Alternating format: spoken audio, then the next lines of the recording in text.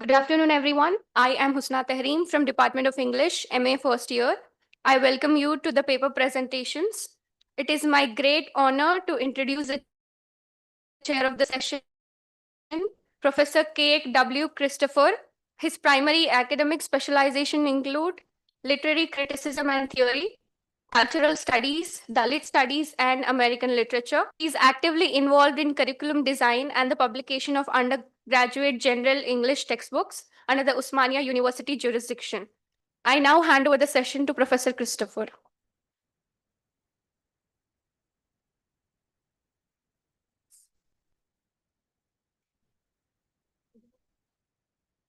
Right. Yeah. Good afternoon. Welcome. And we have a time constraint, so make your presentations very focused and crisp. So there's a request from Sangeeta and Mahiz Najib. So she'll be making the first presentation. You will have about 10 minutes. At the end of the 8th minute, our student volunteer will give you a caution.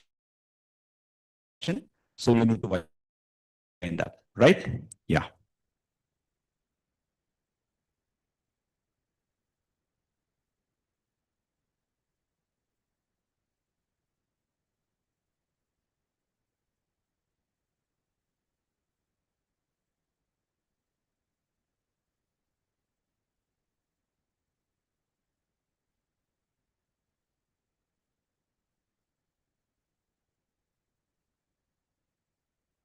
Hello. I think it is on. It is on there. It is on. Okay.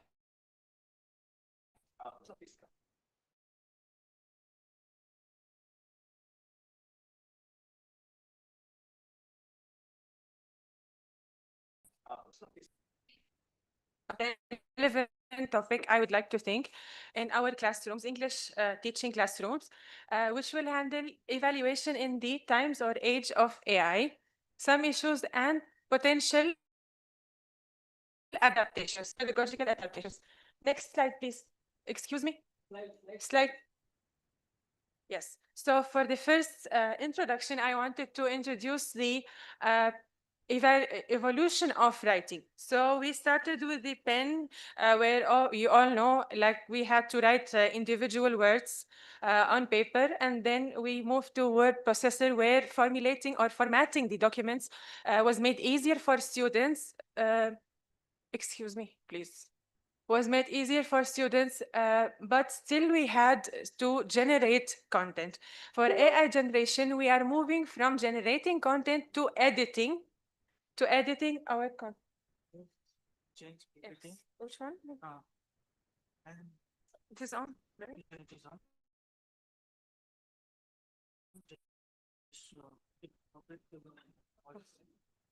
Okay.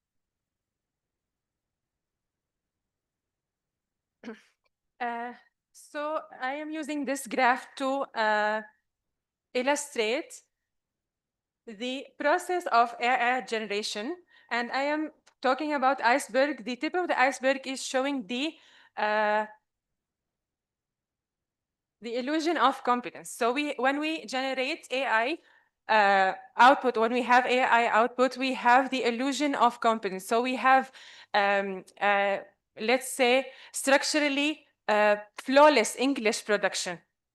But this production is maybe masking the students' conceptual gaps or maybe vocabulary mastery. So although the language looks perfect, flawless English, but it might be shallow critically, or maybe arguments-wise, it's not clear for students. So large language models simulate essays that are naturally produced by human writers, which produce, as you can see, a grammatically flawless English, but also, as I said, mask students' conceptual gaps.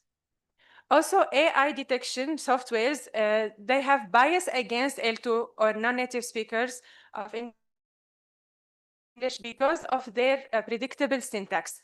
For example, they are using maybe overly symmetrical paragraphing, overly balanced paragraphing. Paragraphs are very consistent. They are the same length. So it looks so perfect for a native speaker. So AI detectors can detect this. Okay. So challenges that are emerging because of this are, if AI can mimic this syntactic complexity, then when we are assessing written production, what are we assessing exactly? So I am proposing that assessment, for assessment, we should move from assessing the final product of writing to assessing the process of writing, cognitive process of writing. So based on the already established theoretical frameworks, we can pivot those frameworks to talk about AI. For example, we can talk about process writing theory, such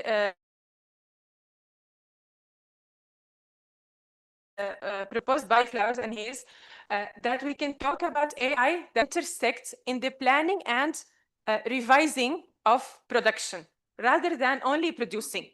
So we can use AI to plan or draft our writing.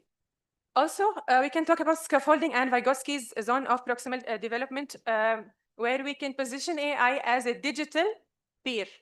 It's not only a cheating tool, we can position it as a digital peer that can scaffold our writing, according to Vygotsky.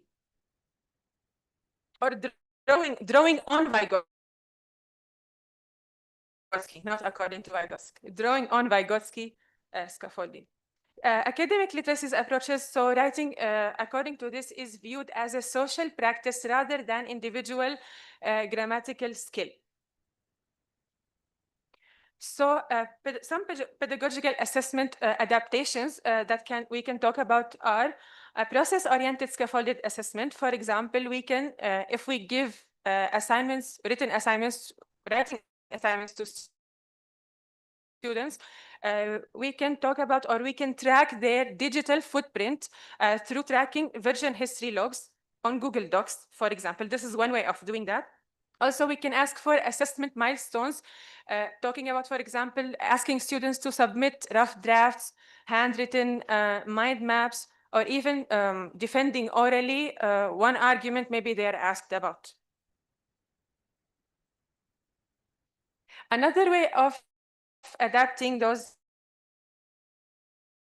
pedagogical assessment methods, we can talk about contextualized tasks. For example, we can look at those two prompts. So instead of asking students generic essay writing prompts, for example, on code switching or multilingualism, we can place it in a context that they are related, like they are relevant to. For example, we can ask them, as you can see, conduct a 15-minute field observation at the Tarnaca metro station. So for that, we are asking them for their observation, which we are drawing on their voice, on their real life experience. For example, to report speakers who are having a conversation and code switching between languages like Hindi, Telugu, and English. So We have 1 more minute left. okay. So another way is actually to include AI in the assessment process by asking students to produce AI written piece, then critique that piece and give feedback, and also identify hallucinated citations. Maybe have a peer discussion to identify hallucinated citations. So implication for practice is we can draw a framework of AI ethical use between AI for ideation and AI for text generation. So AI for brainstorming, in other words, we can use AI for brainstorming and AI for text generation. Also, we have to equip teachers or educators with digital literacy. That is necessary to identify AI-produced material structurally without relying on softwares to detect AI. So, Your time's up. yes, this is the final one, actually. Okay. So the summary, actually, this is the last one. So AI does not mean the end of writing assessment. It means the end of assessing mechanical compliance. So I we don't need to assess the final product of writing, final production. We need to assess the process, cognitive process of writing. Thank you. Right. Yeah, thank you. Sorry, that was a very timely paper because most of the teachers are faced with this challenge of assessing in the time of AI. So we will keep the questions toward the end.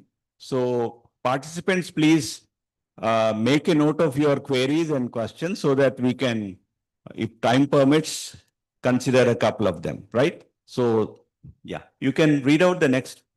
You can do it from there.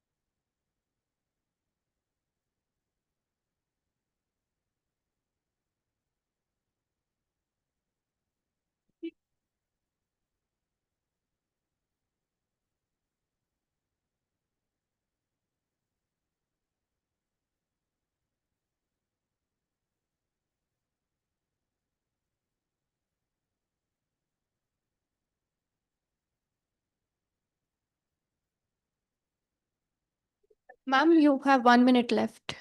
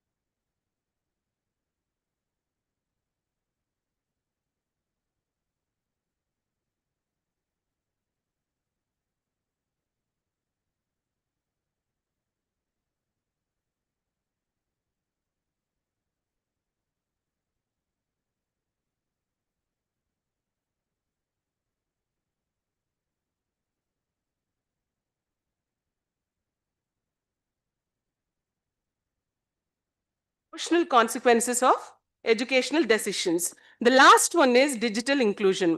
Digital inclusion refers to equitable access to technological resources, digital literacy, and accessible learning platforms. So while AI offers significant educational opportunities, these benefits can only be realized when learners have the necessary resources and support to engage effectively with technology. At the center of all these four dimensions lies meaningful participation, which represents the ultimate goal of inclusive ELT. Inclusion is achieved not simply where learners are present in the classrooms, but when they actively engage in learning, communication, and social interaction. So AI should be viewed as a tool that enhances participation rather than as the end in itself. And the framework positions teachers as the central place, and they are facilitating and learning experiences. So by combining this human-centered pedagogy with responsible technological integration, educators can create more equitable and responsive language learning environments. So I conclude my paper here. Thank you.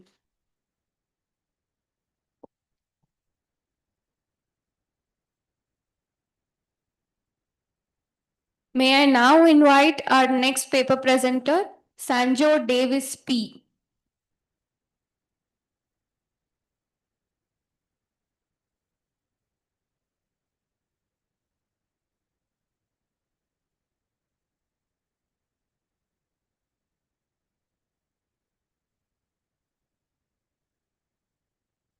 Yeah, good afternoon to all. Respected sir, scholars, fellow educators, ELT and AI enthusiasts. So this is a conceptual paper I've been working on. Let me start by borrowing something Mr. Dr. C.A. Lal said right before in the plenary section. A lot of us know what is grammar, right? We know how to form structured sentences. We know some of us at least might know what a subject-verb agreement is. We know the passive voice. We know where to put prepositions, but how many of us know how to, form a proper grammatical sentence or maybe tell directions to a cab driver or order a three-course meal? So the reality of English education in India is that it is heavily focused on grammatical correctness over English or literary conceptual knowledge. So this is a paper I've been working on, which is beyond the banking model, critical pedagogy, communicative life skills, and English language agency in alternative schools in India, in Kerala, sorry. So the paradox of post-colonial English. In the post-colonial era, English was said to be a language that bridges gap. In India, we have a degree of vast cultural differences among different communities, which actually differs in class, gender, or economic standards. So English was something that should have bridged this difference. But right now, it is seen as a gate kept community. So people who are well versed in English are sort of seen as as entities who are superior than people who are not well versed in English. So the current system fundamentally functions as a mechanism of gatekeeping, because the systematic focus it is focused on rigid rules and there's no much to do if we had addressed. So here I'm proposing a CLSC framework based on contrasting pedagogical foundations. So one is Paulo Freire and second one is John Dewey. So the banking model is, imagine it's a funnel and the learner is a passive respondent. So the learner is under the funnel and knowledge is essentially deposited into the funnel, which actually filters into the learner. So he or she is not an active participant of education. He is just being bombarded with a lot of knowledge, which he may or may not intake. So in the banking model, it focuses entirely on transmission of predetermined instruction, and the learner is just a vessel. So opposite to that, just before Paulo Freire, John Dewey said that education functions as an active growth through lived experience. People should acquire education rather than being bombarded with it. So we have the main difference between usage and use in literary terms. So usage is, if you know the correct grammatical nuances of a language, you have a pretty good usage of the language, but can you use it in your daily scenario? So essentially, usage is knowing the formal grammatical systems and producing it on paper rather than just vomiting it on paper, or rather than just having the capacity to develop or to deploy it whenever you need it. So we have Hilary Jang's literacy wheel. There are four aspects to it: access, diversity, domination, and design. Access is acquiring the dominant linguistics form that carry institutional power. So English as a language has been as a subject of has a inherent power to it. I mean, it has a language. It is a language that bridges all languages, or bridges a lot of communities. We know that there are multiple language varieties. I mean, in India, we have a lot of communities, as I said. So there are multiple language varieties, and we must be aware of the diversity. Domination is understanding how language continually reproduces power relations, and design is the capacity to actively reshape meanings rather than just blindly consuming them. So if I give you the alphabets in the order of A to Z, you have millions of possibilities of to reshape those alphabets. So that is the design. Here we have a distinction between investment and motivation. So a lot of you are motivated to learn English, right? We are motivated to learn English maybe for a good prospect of life, for a good education, or maybe to have a good position in the society. But David and Norton argues that we must be invested in the language because investment actually leads to having a better societal standing because you are invested in the language. You have made the language your own instead of using it as a tool just to be somewhere. So it comes at the intersection of identity, capital, and ideology. So motivation is typically viewed as a simple psychological disposition of the individual, while investment is historical and socially constituted. So we have the CLAC framework. It's a conceptual framework, the communicative life skills framework. So it synthesizes Himes, Frary, and Norton to bring a unified architecture. It provides an accessible construct for real world application. So English or any language for that matter should be taught as a medium of communication rather than being a medium of just being understood. It assesses a lived communicative experience rather than mere test performances.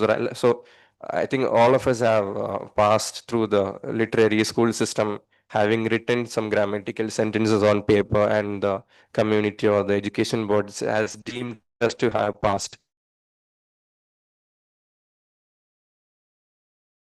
Has deemed us to have passed. The question is, how many of you can do? Then you have a CLSC framework to redefine language capacity beyond the rigid constraints of formal testing. Formal testing, be it CBSE or CSR, so the European standards. It integrates language as a source of self-expression and critical thinking rather than us being a passive user of it. So we have 6 key domains. I'll just go through it shortly. So domain 1, 2, and 5 are written here, and the rest will follow. So domain 1 is self-expression and voice, it determines if personal identity is expressed. So if we can identify ourselves or through the language. Domain 2 is critical thinking through language. So language has a power to help us with the critical thinking rather than just being a means to communicate. And domain 3 is real world language use. If we can use language in the real world scenarios. So here we have Labo's model of storytelling. So the model that you see from abstract to coda is how we, shape language or meaning. So the evaluative clause is where Sir, we, minute left. yeah. So evaluative clause is where we actually implement our meaning to it. And cultivating community confidence, this is domain 4, where we are moving from the linguistic anxiety to a region of willingness. So here we are saying that the willingness to try to communicate is actually better, or it's actually valued more than just having the language to ourselves. So this is the most important domain, the most original contribution of the framework, which is reclaiming language identity. So it basically deals with how we are identified with the language, because we need to have an identity with the language rather than just being users of it. And these are the 3 sites where I've chosen. This is Pallikudam in Kottayam. They have a structured curriculum, but they do public domain speaking. Kanavu in Wayanad, where they're trying to rehabilitate themselves with their cultural roots.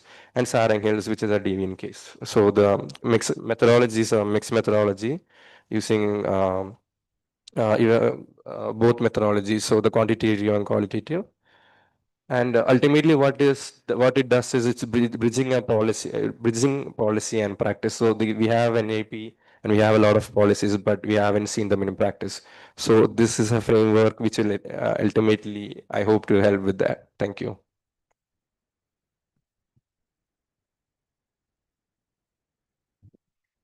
May I now invite our next paper presenter, Sarala Bai K.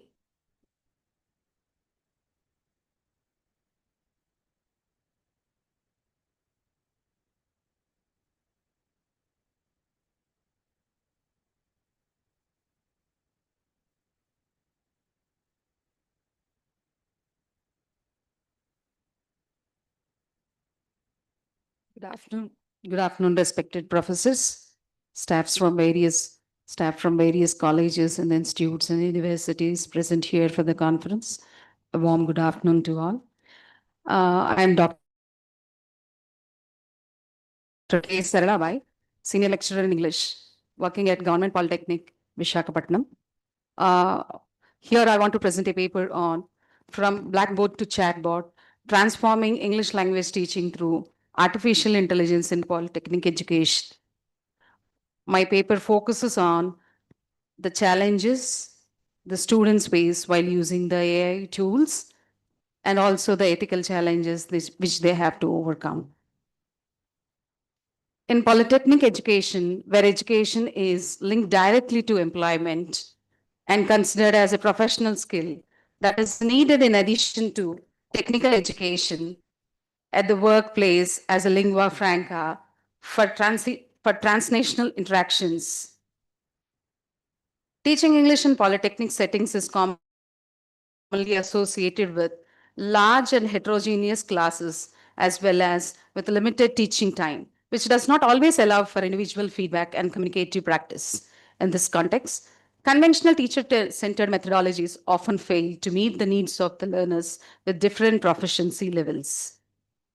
Set against this background, the present paper addresses how AI should be applied to revolutionary English language teaching and polytechnic education. It also discusses major AI-based language learning applications, the educational benefits and the challenges of adapting them, and changing role of English teacher and recommendations for integrating AI into the polytechnic education. As we all know, technology for language education had already transformed the language learning landscape to a larger extent.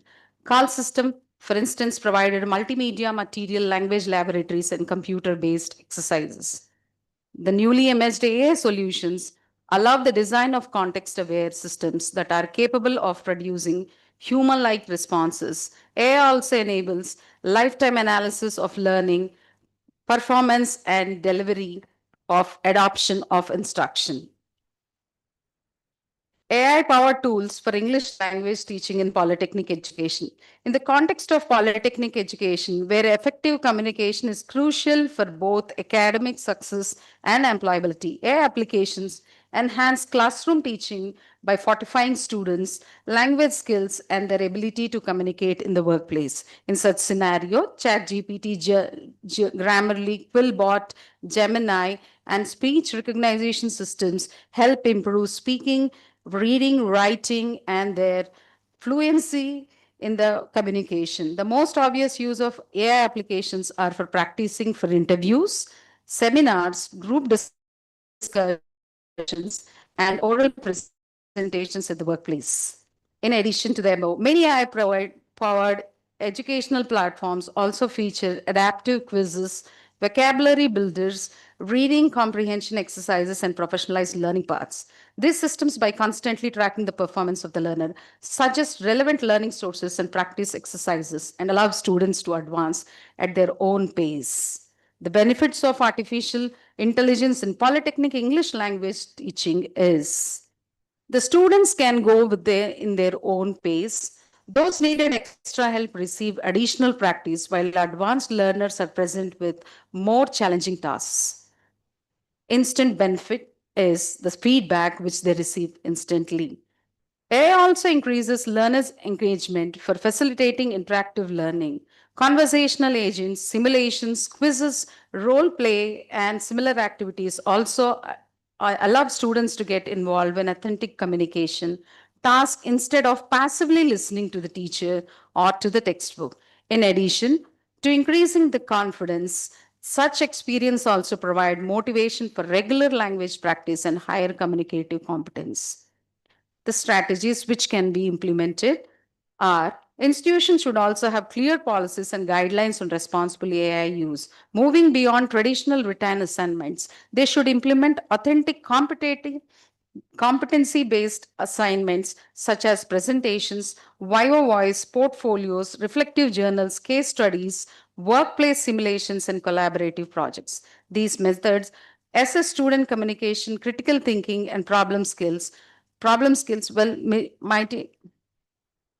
While AI integration success is also cognizant upon sufficient digital infrastructure. AI integration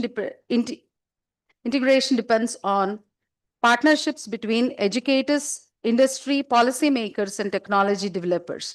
Collaboration can facilitate the alignment of language instruction with emerging workplace communication demands and support curriculum innovation, infrastructure development, research, and curriculum innovation. These partnerships enable AI to be harnessed to enhance the quality relevance and sustainability of English language education in polytechnic settings. The role of English teachers in AI-enhanced polytechnic classrooms. English teachers are pivotal in ensuring that technology is used to enhance, not replace, effective teaching. Teachers need to support responsible AI use. They can guide students in evaluating AI-generated content, identifying misinformation or bias, fast checking with reliable sources, and understanding the ethical implications of AI assisted learning by fostering reflection and critical evaluation. The challenges and ethical concerns are academic integration is one of the most pressing issues. Generative AI tools can generate essays, reports, presentations, and other scholarly works in seconds, heightening the potential for plagiarism and unauthorized aid. Another challenge is the digital divide. Polytechnic students from disadvantaged or rural backgrounds may have limited or no access to reliable internet connectivity, devices, or licensed AI applications. The digital divide can exacerbate educational inequalities by denying equal opportunities to students. Bridging this gap will need investment in digital infrastructure, AI-enabled Ma'am, you have 1 languages, minute left. laboratories, low-cost devices, and institutional support to ensure that all students can access and use technology.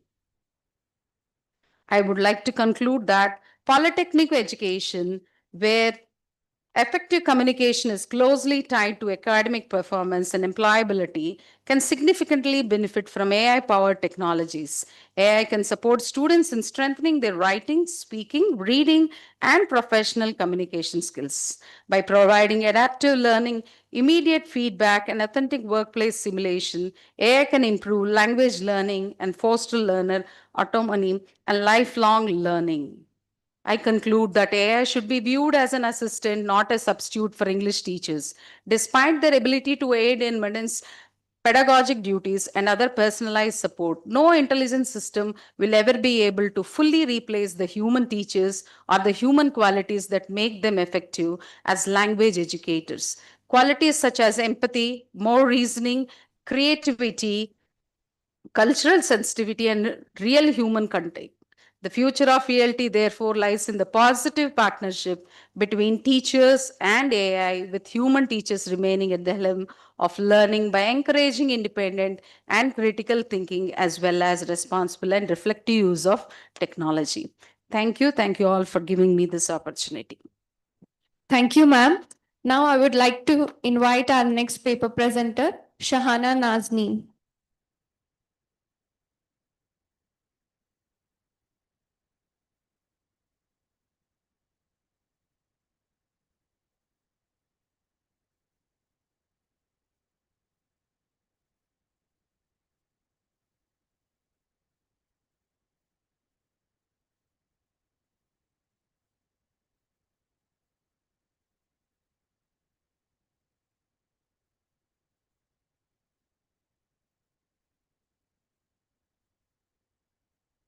A modern AI system can process more words in a single day than a human may encounter in an entire lifetime. Yet, despite this enormous computational power, machines still struggle to understand irony, grief, cultural memory, or human silence. This gap between linguistic computation and human meaning is where the language engineering future begins. Good afternoon, everyone. My presentation today is titled From Research Field to Academic Discipline, Reimagining Language Engineering for the Age of Artificial Intelligence, Language, Culture, and Artificial Intelligence explores an important question. As artificial intelligence becomes capable of speaking, translating, advising, teaching, and emotionally interacting with humans, who should shape the language behind these systems? This is a question that I would like to explore more. Traditionally, AI development has been dominated by computer science and engineering. However, the language is not just syntax. It carries the culture, it carries the emotion, it carries the ethics, it carries the politics, and it carries the human experience. My paper argues that the future of AI requires a new interdisciplinary approach called as language engineering, where linguistics, humanities, mathematics, and AI systems work together to create more responsible and culturally grounded technologies. Could you go to the next slide? Slide, okay. Okay, right. Okay, so for centuries, human language learning has primarily been for communication between human beings. But today, for the first time in history, we are also teaching language to machine. We are teaching machines how to communicate. This shifts the entire purpose of language education and linguistic research. Earlier language systems focused on grammar and communication between people, but modern AI systems now attempt to imitate conversation, empathy, interpretation, and reasoning. This means language itself is becoming computational infrastructure. And because of this transformation, linguistics can no longer remain isolated from AI development.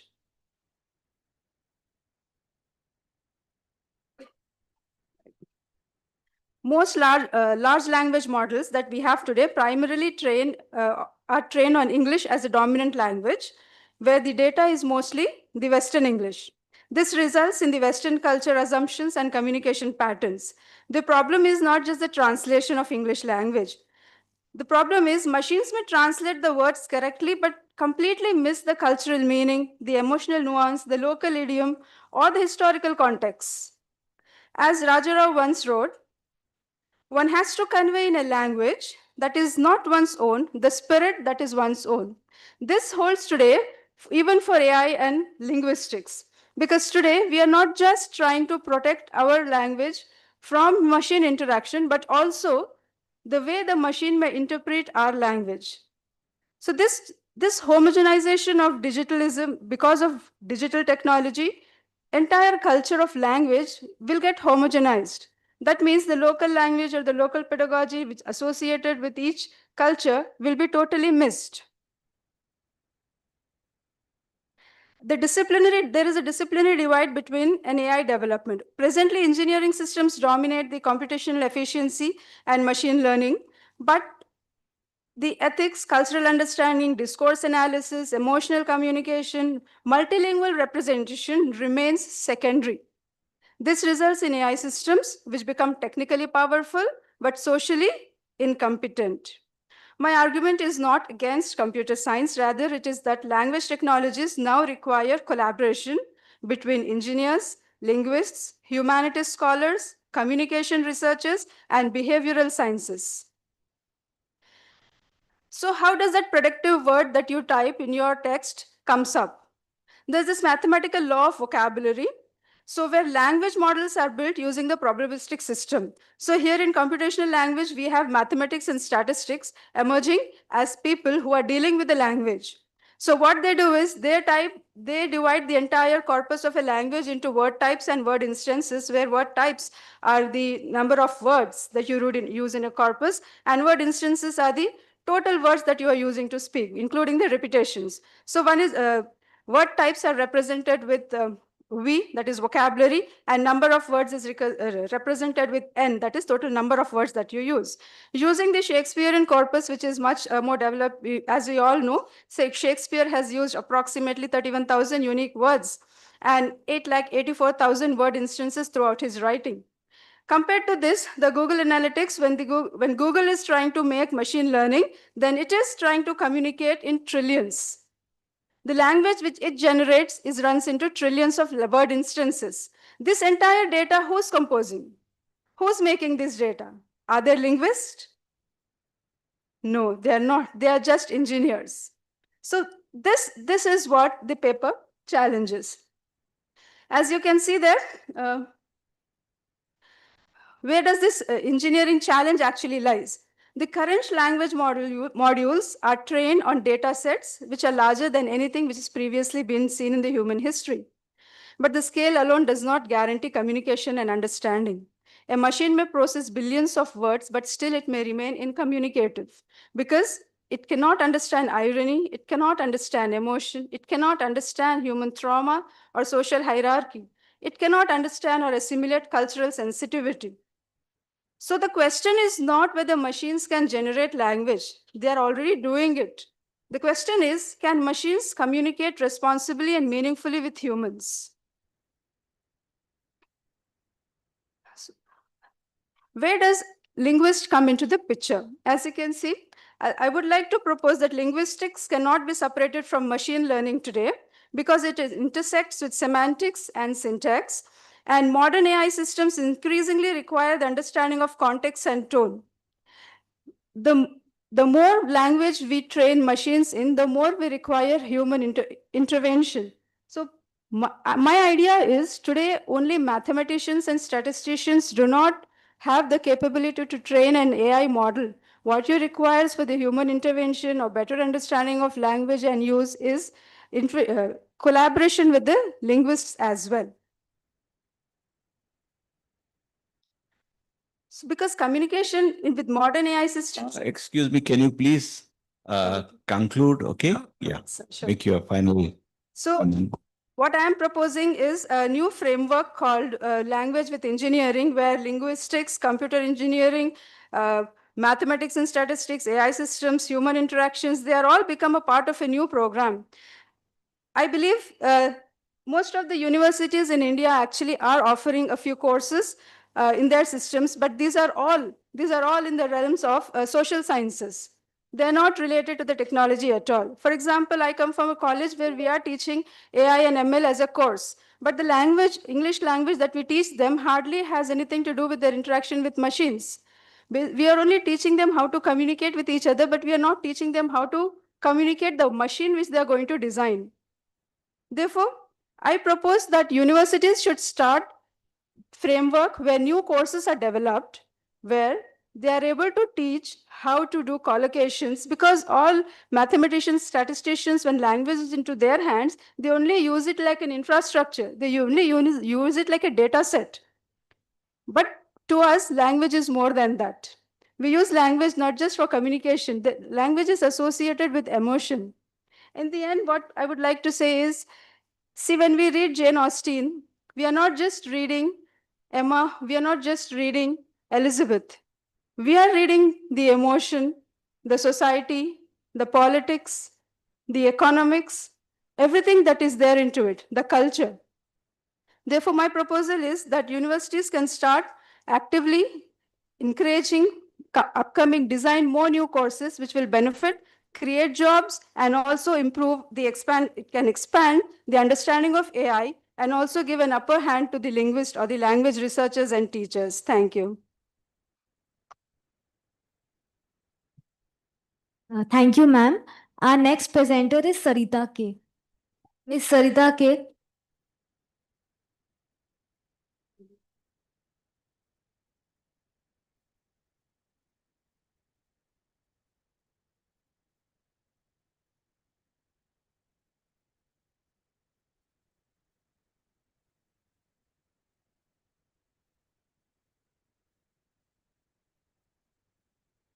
Good afternoon, respected chair, respected professors, paper presenters, co-scholars, and participants. Language is power, the gateway for improvising economic conditions, as mentioned by our keynote speaker, Professor Simply. The title of my paper presentation is Enhancing English Speaking Skills Through AI-Based ASR and Feedback Tools, Opportunities and Challenges. The aim of my research paper is to explore and understand the efficacy of AI speech recognition tools in developing English language speaking among undergraduate learners. To also investigate learners' perceptions about AI-based speaking practice, how it improvises their learning, their pronunciation, intonation, rhythm, to state the opportunities and challenges associated with AI-based speaking tools in English as second language.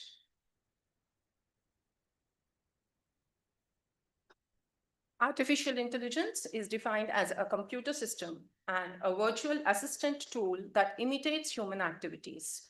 AI has extensively influenced various educational sectors, primarily in language teaching and learning. It introduces us to tools that enhance speaking skills, knowledge, enabling to adapt effectively, at the same time develop personalized materials for individual learning based on learners' interests and needs, which is much important. The innovation of AI technologies can be beneficial for helping ESL learners in their speaking practice. Based on these possibilities, research in AI in language education contexts is increasingly gaining relevance. Many recent studies have focused upon the effects of AI-assisted tools in language learning, especially focusing on speaking outcomes. Clear communication is the possibility when the learner is consistent in efforts to learn language, and language is learned only when there is enough sufficient listening and speaking happening, as in the interaction. The basic fact of language learning is vested in the theory by Vygotsky in his socio-cultural theory. ESL learners are proficient in their mother tongue. Many carry mother tongue influence, such as accent, slang, and rhythm, which is transferred to the second language, which makes English sound to be an Indianized version. While acquiring vocabulary of English is a challenge that requires consistency, many ESL learners find it difficult to cope with the pronunciation mechanism, making speaking in English seem the Herculean task. Speaking anxiety in learners is seldom because of lack of vocabulary or grammatical knowledge, but more due to lack of opportunities to speak in the target language, which demands authentic interaction and experience. While the collaboration of peer groups with common interests can be helpful in bridging the gap, consistency can be a challenge. Speaking about the traditional classrooms, they offer limited opportunities to learners for authentic interaction and to explore the language with restricted material, syllabus, and curriculum. The room full of students are more or less equipped with the similar kind of vocabulary, sentences, and language skills, with not much variation, although no two individuals are similar. While the learners possess varied intelligence levels, also face different challenges in learning despite following the uniform material. English language teaching has continually evolved by adopting and adapting appropriate approaches, designs, and techniques to meet learners' changing needs. CLT, TBLT are the approaches that hold good even this day, with their relevant vitality in the language classrooms for bringing the real-life situations to make learners ready to face the world. CALL, Computer Assisted Language Learning, opened new door to language education with the language labs, enabling students to engage with grammar exercises on their computer screen and ample listening speaking activities. Mobile assisted language learning, Web 2.0 made language education highly accessible. A leap forward, AI-powered conversational tools provide language learners with opportunities to engage in real-time spoken interactions by offering immediate responses and feedback. These tools help learners improve their speaking accuracy, fluency, and confidence while promoting autonomous language practice. This type of AI assisted conversations can help the learners to prepare for the events and situations for which they would otherwise be reluctant to participate. Automated speech recognition, ASR technology can provide corrective feedback on pronunciation in different ways. Corrective feedback can be given globally by indicating whether a word or sentence was pronounced correctly, as noted by Evers and Shen 2020, Ross citation 2018, Neri et al. Citation 2008. The advancement of technology has made the speech support supplements, which can help learners in improving pronunciation, accuracy, and corrective feedback, which drives the learners towards learning and gaining proficiency. AI applications also integrate NLP and ML algorithms for providing feedback and speaking subskills.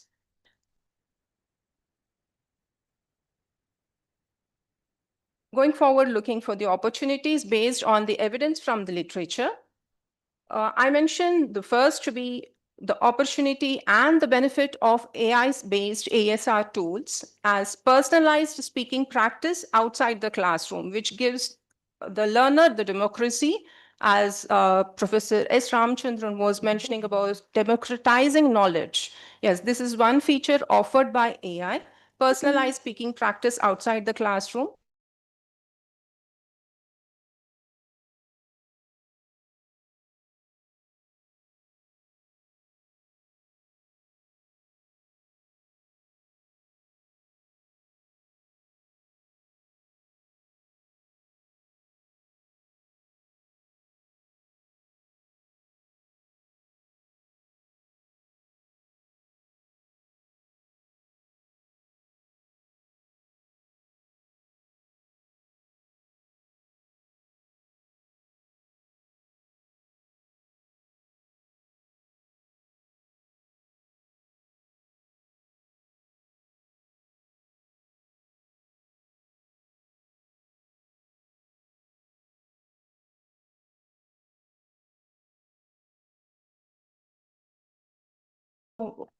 While concluding, I would like to state one fact that when it comes to speech, language speaking, imitation is much important.